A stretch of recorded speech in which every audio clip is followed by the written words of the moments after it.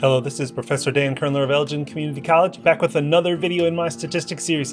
In this series, we're comparing two population variances. All right, let's get to it. Now, you might recall one of the previous videos we talked about the average age men or women realize their sexual orientation. This was in our LGB Life and Health database. I'll put that link in the description. You might not recall, though, there was this detail that with the test statistic, it assumed that the variances were different. And we talked about this pooled t-test where we could try to assume equal variances, but we'd have to test that first. And it's strict. There's some strict requirements here that the two populations must be normally distributed. Well, we're at that point now. That's the test we're going to look at in this video. Now, my first thought here was to continue with this example and do a test that the variances were equal. Now, our requirement is that the populations must be normally distributed. Those are skewed right. Okay, can't do that. Then I thought about our Children of Immigrants database. I can put that one in the description as well. We have this monthly earnings. I thought maybe we can compare how spread out it is for citizens versus those who are not citizens. So here are those histograms.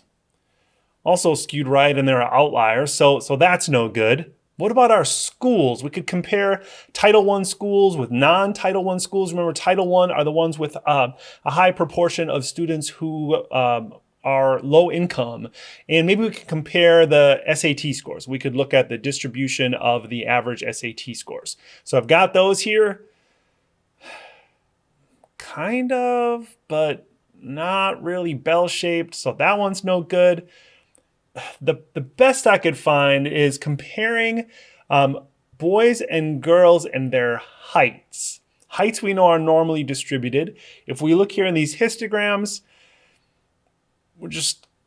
it's the closest I could find. So we're going to say good enough that they're pretty normally distributed. And so we're going to see if the variances are the same. Our question formally is, are the heights of school-age girls and boys similarly distributed? Like, do they have equal variances? Now, in order to do this analysis, we need another statistic. And this is going to involve something called the F distribution. There's a statistic where it is the ratio of the two sample variances. That follows the F distribution. And there's an F calculator in StatCrunch. We could do critical values and all that, but we're just going to use it as another test statistic, and then StatCrunch is going to give us a p-value for that hypothesis test. So this is going to be our test statistic. Now, this does assume that both populations are normally distributed. It's a pretty strict condition, so they have to look pretty normally distributed in order for you to do this hypothesis test. So let's jump in and try it. We've got our null hypothesis is that the two variances are equal. The variance for girls is equal to the variance for boys. Our alternative, we're just kind of wondering, well, do they have equal variances? So the alternative would be that they're not equal to. So it's not a greater than or a less than here. It's just a not equal to. You know our alpha, we'll just continue with our 0.05. Our test statistic, again, this is that F test statistic. Now, we certainly could compute the variance of one, compute the variance of the other, and take the ratio.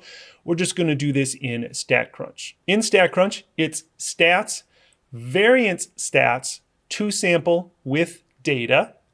And then for the first one, we want to do heights, and then we want to choose where gender equals female, because we had girls were first, even though it's not super important here because it's not equal to, but we're going to do girls first. And then the second one would be heights where gender equals male. We're doing a hypothesis test. The null hypothesis is that the ratio is equal to 1, so they're the same, and the alternative is that it is not equal to 1.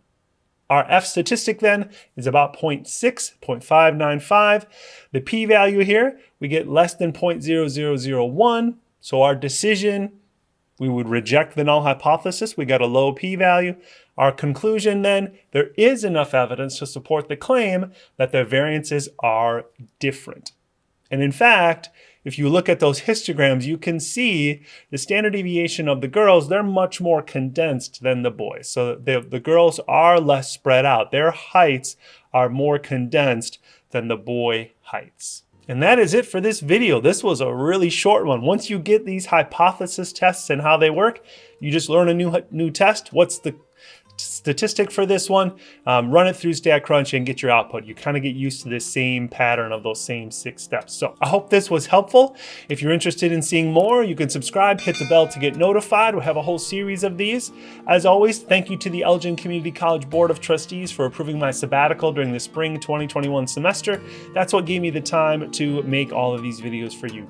Thank you so much for watching, and I'll see you in the next one.